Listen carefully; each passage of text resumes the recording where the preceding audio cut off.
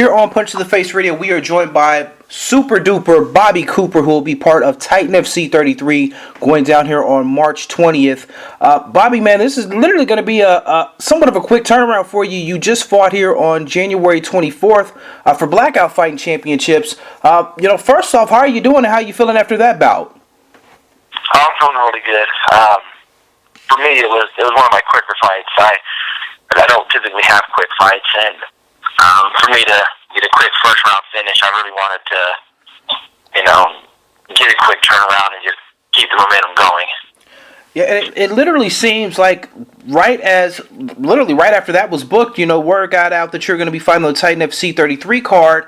Was that something already in the works heading into the Blackout Championship fight? That if you won, and obviously if you came out, unscathed, that you were going to be able to fight in March? Yeah, actually my manager, Joe Wooster, he hit me up the day of weigh-in for this fight and said, hey, I have something in the works, possibly for March. I don't want to talk too much about it until after this fight, but, we're looking at something there. And so I didn't know much about it. I said, okay, that's fine. And then Saturday, the day of my fight, actually, they released a fight card for Titan, and I saw that I was on it.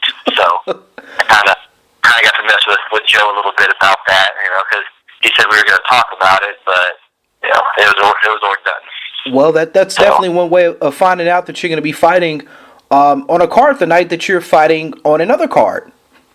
Yeah, it was strange. Now, did that put any kind of pressure on you, going into that fight to, not only to get out of there early, but to get out of there unhurt and with the W? Was that in the back of your mind at all when you were having that fight against Henry Lindsay? Well, not really. Because even though I was on the card, I didn't look at who I was fighting, or I didn't look up anything at all with that. I kept my focus on fighting Henry and only fighting Henry. And, I know March is far enough away that if I did sustain any injuries or if there was any situations that came on, it was at a time I could at least back out and it'd be proper instead of, a few weeks before. So, no, that wasn't really in my mind at all. I was just going in there to do my fight and do what I can. Well, right on it. And, with you being a part of, this Titan FC card, you're also going to have some of your training mates there from Glory MMA who are going to be on the card as well. Is that going to make things a little bit easier for really all of you guys as a whole to train and prepare, since you're all going to be going down to Alabama for the fight card and all going to be fighting the same night? Does that make things a little bit easier there at Glory? Or, is everybody kind of still off doing their own thing? No, it makes everything easier. We have... we're a close family here at Glory MMA. There's a lot of fight cards that we're on together, so it's something that we're used to. We like it. We like pushing each other in the gym. I know Anthony Sharpbait and Brian Davidson are both going to be on the card. So in the gym-wise, they're going to be training their butts off with each other. They're a little bit smaller than me. They're both 35ers, but I also have James Krause, which is fighting in the UFC in February 28th, so he's getting ready for a fight too around that time. And there's a lot of people in our gym, a lot of high caliber people in our gym that are getting ready for the fight. Now, is it good that not only all you guys are training for and preparing for a fight at the same time, that you guys can keep an eye on Anthony? Because I'm a local guy. We know Anthony he's a little bit reckless at times. We like Anthony. We love him. Good kid. But is it an easier way to kind of keep an eye on him and make sure that he's playing his part and being ready for the fight here in March? Oh, he's a little reckless. He's a good kid, but when it comes down to fight time, it's fight time. He gets in the zone. He gets ready for that fight. He's nothing to worry about. He's a professional. Now, you've had a little time now to find out, who your opponent is. Is going to be Lavelle Simpson. Have you done any sort of early scouting on him or watched any of his previous fight here that he had against, I forget the guy's first name, but the boogeyman, Mr. Martinez? Have you replayed that fight yet or done any sort of scouting on him yet? No, I haven't. Something new that I've really been doing is I don't really scout people. I don't watch tape on them. I don't look at them.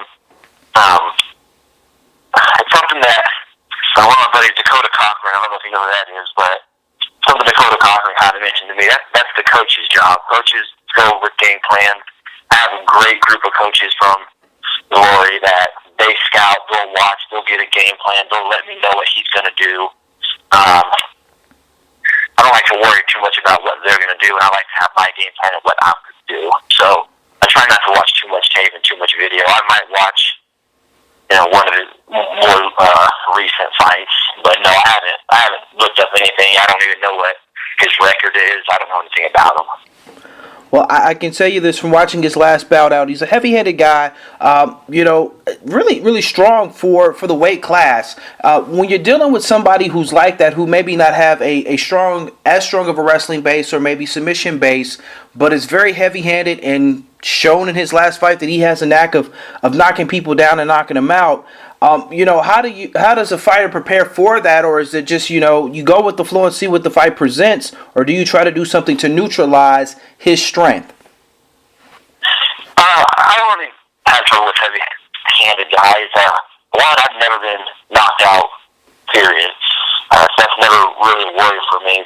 But you just don't get hit. Usually, people that have that big knockout power, you have to generate that power from somewhere. So.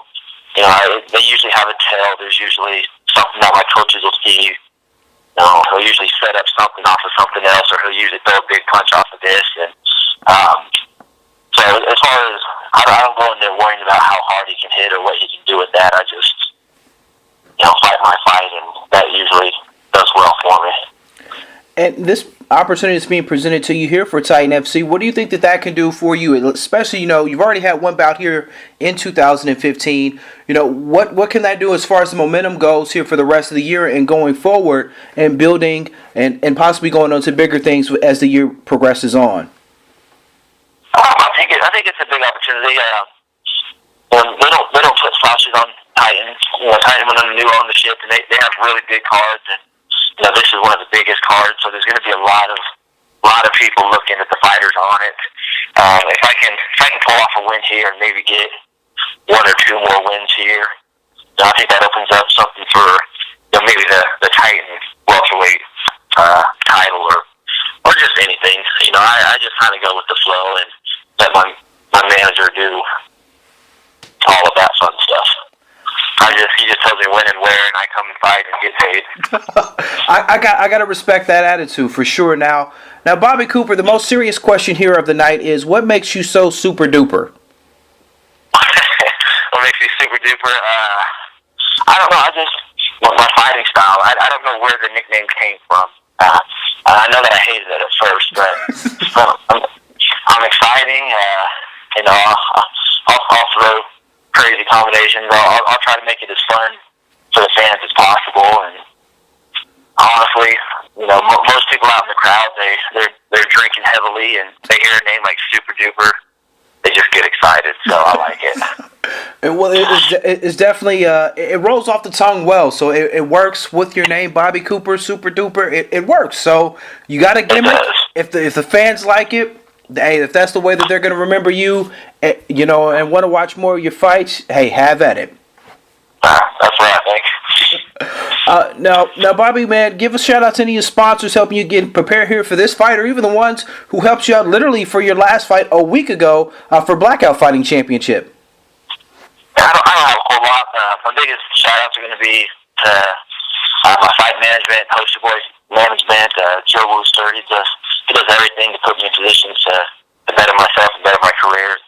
Just huge thanks to him, and I know Scott Cutler's a part of that, and so I just have big thanks towards them. My training partners, my biggest training partners, James Krause pushes in the gym every day. Trey Ogden is a local guy that's just blowing up locally, and he's really good and helps me out a lot. Jason Witt, Zach Cummings helps a lot. Big shout out to my nutritionist, Tyler Minton. If you ever need any type of nutrition help the Malee way, find him on Twitter, Tyler Minton. He'll help out a lot. Other than that, complete chiropractic here in Knob Noster. Need any chiropractic needs in the area, check them out. And I hate to forget anybody. And thanks for Titan FC for having me on the card. And that's it. Absolutely. Now, I will say, as somebody such as myself who's born and raised in Kansas City, it's such a good thing to see Kansas City fighters and MMA really here in the city as a whole finally it's getting its recognition. You know, I've seen it bubbling from being something very small to where now we've got fight cards coming here, organizations emanating out of here. We just need the UFC to finally do an event here, but that's neither here nor there. But I'm glad, you know, especially guys like yourself and all the team over there, Glory MMA. I'm really proud and I'm happy to say that you guys are from the area and you represent the area well in all the organizations you guys fight in. So I definitely want to give you a compliment and tip my hat to you guys. You're doing great things, and I really appreciate what you're doing for the city. Oh, thank you. I appreciate it. Well, Bobby Cooper, man, best of luck, man. We'll see you live on Titan FC 33, March 20th, CBS Sports Network, and as low as CBSSports.com. Best of luck, my man, and we will catch you in action then. I appreciate it, man. Have a good one. All right, thank you.